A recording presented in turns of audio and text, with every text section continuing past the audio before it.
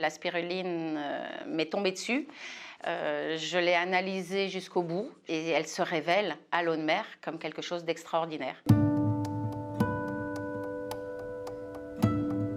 Spirumarine, c'est une biotechnologie marine qui produit, valorise et commercialise l'une des plus belles protéines marines au monde, la spirubraise. Pour faire de la spiruline, il faut de l'eau douce que l'on ressale. Nous, on utilise un milieu 100% à l'eau de mer. Donc on préserve parfaitement cette problématique de l'eau douce.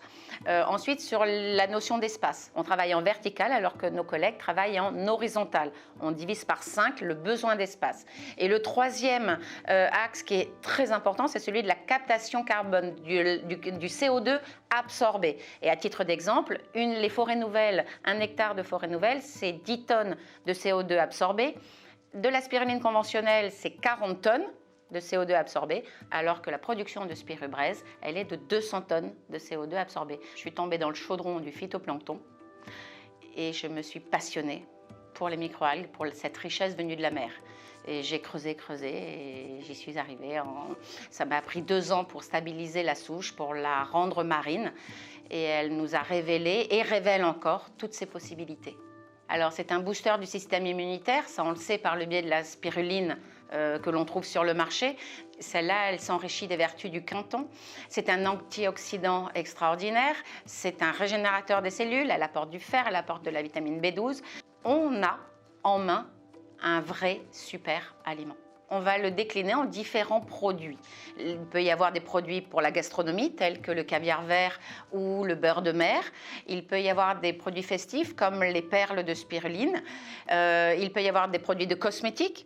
Il peut y avoir des produits de laboratoire, comme l'unique colorant bleu au monde.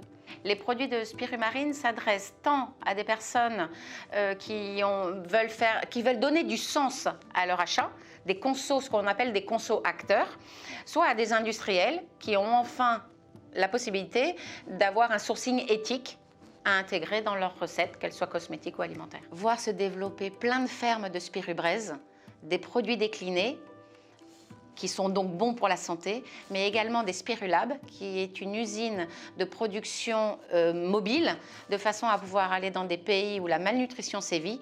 Et c'est complètement cohérent dans nos pays industriels, apporter du mieux-être dans nos assiettes, et dans ces pays-là, apporter un aliment essentiel parce qu'ils n'ont plus les terres cultivables ou dans la mer, il n'y a plus les poissons, et bien on apporterait une protéine d'excellente qualité.